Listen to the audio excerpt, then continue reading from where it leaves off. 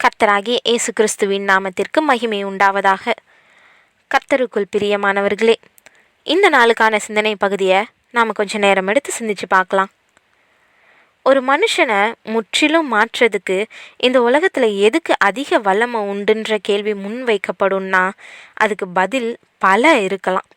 ஆனால் ஒருவருக்குள்ள நிஜமான மாற்றத்தையும் நிரந்தரமான மாற்றத்தையும் தர்றதுக்கு நித்திய தேவனுடைய பரிசுத்த வேதாகமத்தால் மட்டுமே முடியுன்றது தான் நிதர்சனமான உண்மை. வரலாற்றை புரட்டி பார்த்தோன்னா எத்தனையோ மோசமானவர்களாக வாழ்ந்தவங்கள பரிசுத்தவான்களாக பரிசுத்த வேதாகமும் மாற்றி இருக்குது. காரணம், இது மனுஷனால் கிடையாது, பரிசுத்த ஆவியானவர் தம்முடைய பரிசுத்த வார்த்தையின் மூலமாகவே ஒருவரை உயிர்ப்பிக்கிறாரு. நம்ம வசனத்தை வாசிக்கிறவங்களா இல்லாமல் தேவன் வசனத்தை நமக்குள்ள சுவாசத்தை உண்டு பண்ண இடமளிச்சா போதும். வேத வசனம் மட்டுமே இந்த உலகத்தில் நமக்கு கிடைச்சிருக்கக்கூடிய மிக உன்னதமான பொக்கிஷம். அதை சரியாக பயன்படுத்தி கொண்டவங்க வெகு சிலர் தான்.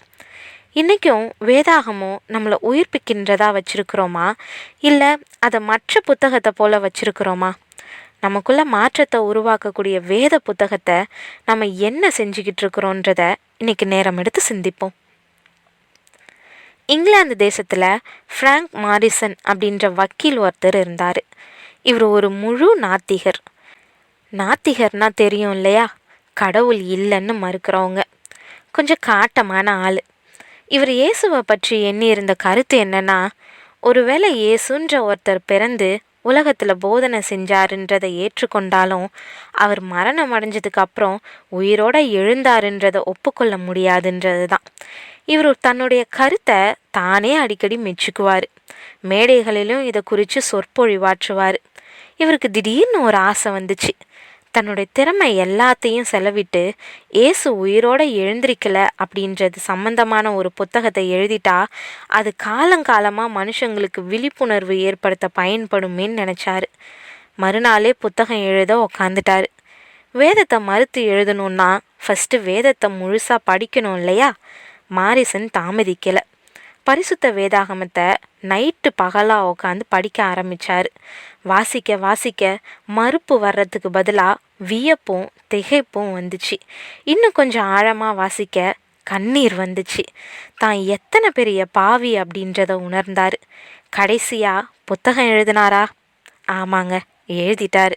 ஆனால் கிறிஸ்து உயிர்த்தெழவில்லைன்னு எழுதுறதுக்கு பதிலாக ஏசு நிச்சயமாகவே உயிர்த்தெழுந்தார்னு ஆதாரபூர்வமாக புத்தகம் எழுதி முடித்தார். இவர் எழுதிய புத்தகம்தான் ஆங்கிலத்தில் ரொம்பவே புகழ்பெற்ற நூலான ஹூ மூவ்ட் த ஸ்டோன் அப்படின்ற புத்தகமாகும். பிரியமானவர்களே, நீங்கள் வேதத்தை எப்படி வாசிக்கிறீங்க? கிறிஸ்தவர்களாக இருக்கிறதுனால வேதம் வாசிக்கணுமே, இல்லை யாராவது இன்றைக்கி வேதம் வாசிச்சியான்னு கேட்பாங்களேன்ற பயத்தில் வாசிக்கிறீங்களா? இன்றைக்கி ஒரு தீர்மானம் எடுங்க. நேரம் ஒதுக்கி வேதத்தை வாசியுங்க. மாரிசனுடைய மனம் மாறினது போல் உங்களுடைய வாழ்க்கையும் மனசும் நிச்சயம் மாறும். இதுதான் வேதத்துடைய வல்லமை. வேதத்தில் இல்லை அப்படின்னு சொல்கிறதுக்கு எதுவுமே இல்லை. வேதத்தில் இல்லாதது குறைகள் மட்டும்தான். பார்க்குறதுக்கு வேதம் வெள்ளை பேப்பரில் கருப்பு மை போட்டு அச்சடிக்கப்பட்டது போல தோன்றினாலும் வேத வசனமும் ஆவியினாலேயும் வல்லமையினாலேயும் நிறைஞ்சது.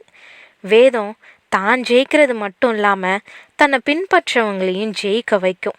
இதை தான் வேதாகமம் நமக்கு கர்த்தருடைய வேதம் குறைவற்றதும் ஆத்மாவை உயிர்ப்பிக்கிறதுமாயிருக்கிறது, கர்த்தருடைய சாட்சி சத்தியமும் பேதையை ஞானியாக்குகிறதுமாயிருக்கிறது, கர்த்தருடைய நியாயங்கள் செம்மையும் இருதயத்தை சந்தோஷிப்பிக்கிறதுமாயிருக்கிறது, கர்த்தருடைய கற்பனை தூய்மையும் கண்களை தெளிவிக்கிறதுமாயிருக்கிறது, கர்த்தருக்கு பயப்படுகிற பயம் சுத்தமும் என்றைக்கும் நிலைக்கிறதுமாயிருக்கிறது, கர்த்தருடைய நியாயங்கள் உண்மையும் அவைகள் அனைத்தும் நீதியுமாயிருக்கிறது, அவைகள் பொன்னிலும் மிகுந்த பசும் பொன்னிலும் விரும்பப்படத்தக்கதும் தேனிலும் தேன்கூட்டிலிருந்து ஒழுகும் தெளித்தேனிலும் மதுரமுள்ளதுமாயிருக்கிறது, அன்றியும் அவைகளால் உமது அடியேன் எச்சரிக்கப்படுகிறேன், அவைகளை கை கொள்ளுகிறதுனால் மிகுந்த பலன் உண்டுன்ட்டு சங்கீதம் 19:7-11 வசனங்களில் நம்ம வாசிக்கிறோம்.